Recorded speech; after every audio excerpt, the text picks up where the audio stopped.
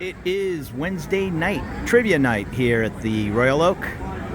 Always a popular spot.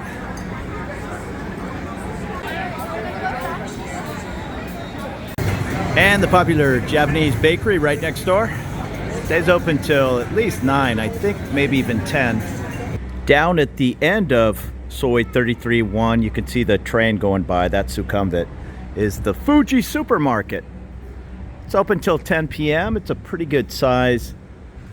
I'll call it a Japanese grocery store, but they have everything in there. The Fuji. And again, kind of at the end of 33-1, there's a bakery school and a meat processing place where the Fuji Market is. You can come over here and see M Towers, just like a 5-6 story building. Looks super clean. This is Soi 35 over here. And at the base is the El Mercado, Calle 35. It says Bistro, Deli, and Seafood, but that's definitely a Spanish name. Oh shoot, and he just locked me out. So the little shortcut to get over here, I guess, closes up at 10 p.m. when the market closes. No big deal. I'll go up to 35 and one half block up to Sukhumvit, and then I'm at 33-1 again. Videos on Soi 35, and 33-1's one of my favorite sois. He's not going to be able to get through. That shuts down at 10 p.m. But this M Towers, I didn't even know was tucked away back there. Actually, not a bad location. You've got all the cool pubs on 33-1. The only problem is, I guess he shuts that door when the Japanese market closes at 10 p.m. Again, no big deal. You just go, yeah, the street there is Sukhumvit. You just have to come out and back over here to go to your apartment. But you have that Japanese market, and then right here at the M Quartier Mall, you have a gourmet market. I'm always looking for the markets because sometimes they're few and far between. If you get a condo tucked back 10 blocks, it's not, well, I guess it's like the United States, but we're all driving around in cars. So here, when you're on foot power, it's really nice to just walk 2 blocks to have 2 different markets. And I'm not going to the market every day to buy my chicken and pork and go home and cook it up. I rarely do that. I'll make some spaghetti or chili or whatever once in a while.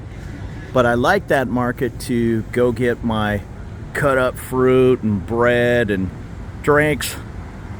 And I like it close because I'm lazy. Now right across the street from the Quartier Mall, here's the mall, and right attached to the mall is the BTS Phrom Phong, is the GS mansion. Nothing super fancy, but it looks like a nice clean area. I'd have to double check if it had a pool. In this heat, a pool is kind of a must-have for me. So the nice security guard gentleman just let me in, and it actually has a very nice pool, about the same size as my condo. Now again, it's not on the roof deck pool, and this is just a 1, 2, 3, 4, 5, 6, 7, 8 story building, but its location is perfect. Again, right there is the mall and the movie theater, and you're 1,000 feet from the BTS. And across the way is the M Quartier Mall. This place has a security guard, and it looks like there's plenty of parking for your guests. Again, I'm making this at night, I apologize. I'm just looking in some of these windows. Looks like decent sized units. So don't be afraid to check out some of these smaller buildings. You might get a nice size apartment compared to buildings like I'm in, which are big high-rise shiny buildings, but little tiny apartments. You might get a much larger unit for the same price in one of these units. Maybe not so much in Phrom Phong. Phrom Phong's still going to be expensive even for an older building. But if you want to live in Phrom Phong, this might be the way to go. A little bit older and brand new in Phrom Phong's going to be top dollar. And Bangkok is laid out smart. These guys are no dummies. These motorbike guys, they're just hanging out, waiting to race you down the 4 or 5 blocks for all the condos back there. Yeah, you can walk it, but for 20 baht, they'll just zip you back there. So keep that in mind if you're gonna live 6-7 blocks back there. You don't want to be paying that 20 baht every time you make that drive. Again, right here is, what was it called? The GS Mansion. Just feet from Sukhumvit and the BTS station. Or you can hoof it back there about 6 blocks to one of those beautiful high rises and live up on the whatever it is, like I'm living now, the 30th floor, the 45th floor. I don't know, one of these smaller buildings that's nice and super clean, maybe a little bit larger, has a nice pool in a perfect location. Might be the way to go. Here's the old school bus. Oh, this guy. Yeah, it's a bus. Relax. The old school bus, just jump on, grab a seat, stand up, and the change lady will come find you. You need to kind of know where they're going, but a lot of them just go up and down Sukhumvit. They might go up and turn on the next major street. I mean, there's definitely bus numbers, and you can figure out where they're going. The 2 might turn up Ekamai, the 25 might turn up Prakanong, but whatever. Maybe that's better advice. Figure out where your bus is going before you get on it. Obviously, all these people didn't get on that bus because maybe it's making a turn where they don't want to go. But here's another bus. Here's the 98. So the 98, I don't have my glasses on, goes Ekamai, Phrom Phong on Nut. Okay, so this would be fine for me. Phrom Phong, Tong Lor, Ekamai, Prakanong, stops it on Nut. Perfect. Nah, I got on the bus. We'll see how this works out. I think it'll be fine. All right, I gave my seat up to a lady, but that's okay. Got about a 4 or 5 block ride. I can stand up. I'm definitely the only Farang or foreigner on this bus, but the vibe I'm getting is the change man. He kind of hangs out in the front door, and there's a little buzzer that he rings when it's time to stop. So I'm gonna go up and over this bridge, and that should be on Nut. And then you're supposed to get up and walk over by the door, and he'll ring the buzzer. You have to kind of have a handle on where you are. There's no announcements or anything like that. So I know right when I get over this bridge, I'm in on Nut. So wherever the bus stop is, then there's one about every BTS stop, maybe 2. That'll be good enough for me. That worked out perfect. Again, no announcements, and I'm in on Nut, and I don't know. I don't see any kind of bus stop sign, but somebody hit the bell. He pulled over right here, so I jumped off. Otherwise, he's gonna go another 2 blocks, and that's the BTS, and I know that's a bus stop. Well, this is 77/1, so this is actually the alley to go to my condo. No big deal, just they pull over and you're expected to be standing and ready to jump off. And I think it was only 10 baht. I handed him a 20, he handed me back 2 5s. So that's affordable compared to the BTS. That might have been 31 baht ride, I'm not sure. Because they're not gonna stop in Ekamai, Tong Lor, even on Nut unless somebody hits that buzzer.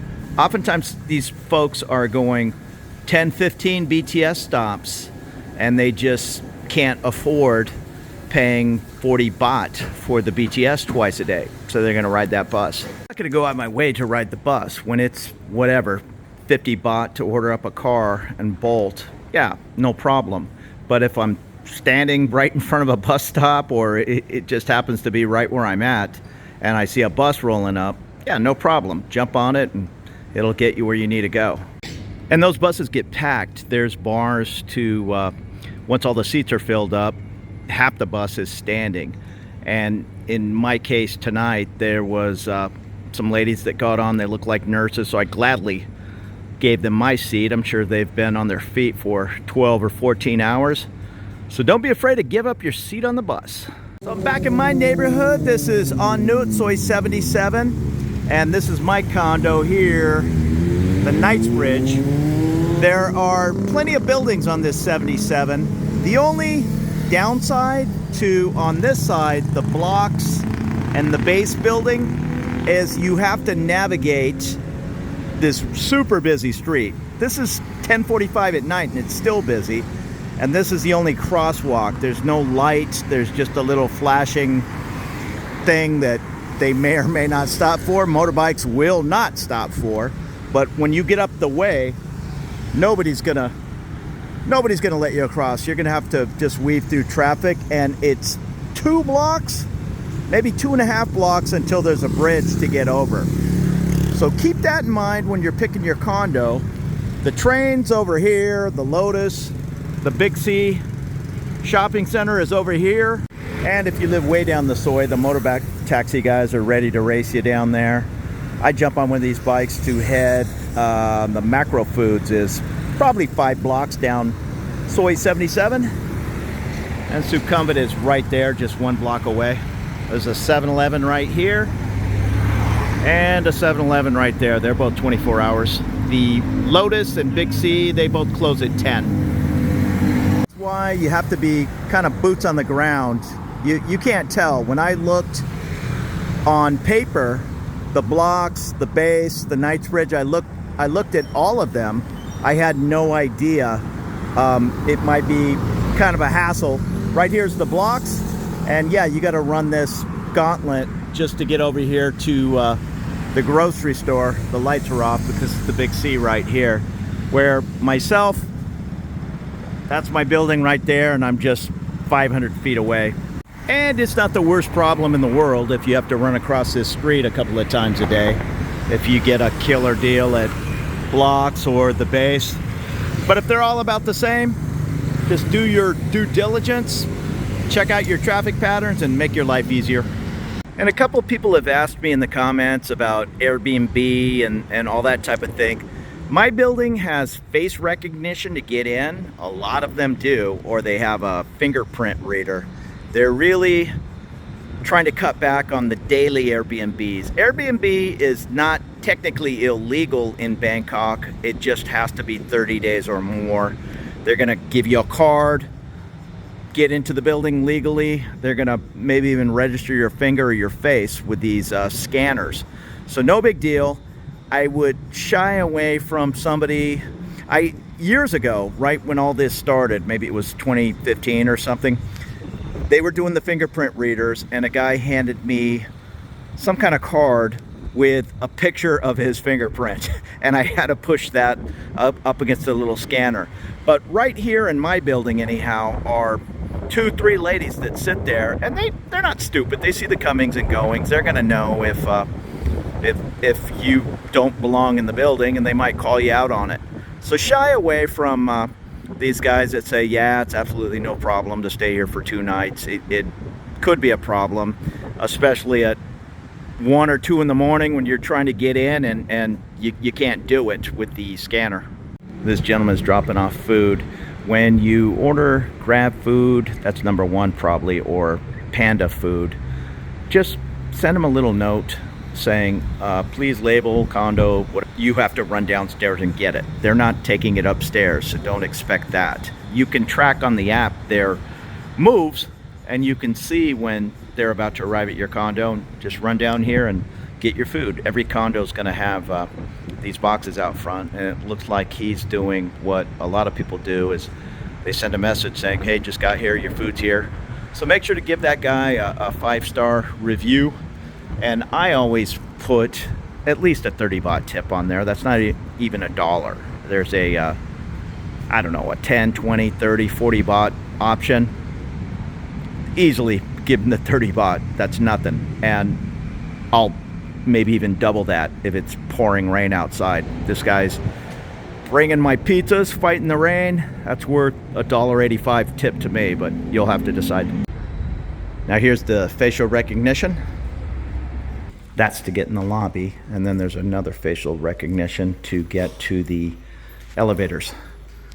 Here's my mailboxes, and there's also a sign here that says no daily rent. Daily, weekly rentals are not allowed and illegal. This place is not a hotel. But again, it's saying daily, weekly. 30 days is fine. And especially with Airbnb, you can make a deal on a 30-day rental. So if you're going to be over here for 22 days, yeah, cut a deal with the owner on a 30-day, and hey, you know, something came up and I'm taking off 6 days early.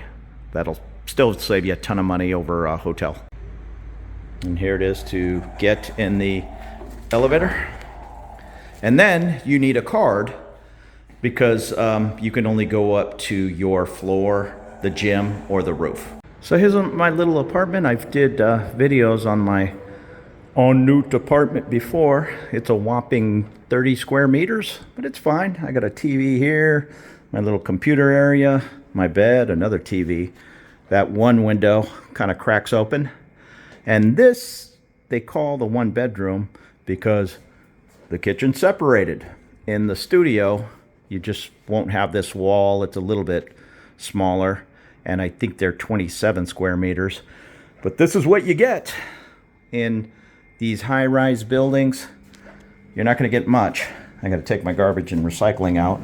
This is my huge balcony, which most is occupied by my washing machine, and this does open up. So here you go, a $480 31-foot condo.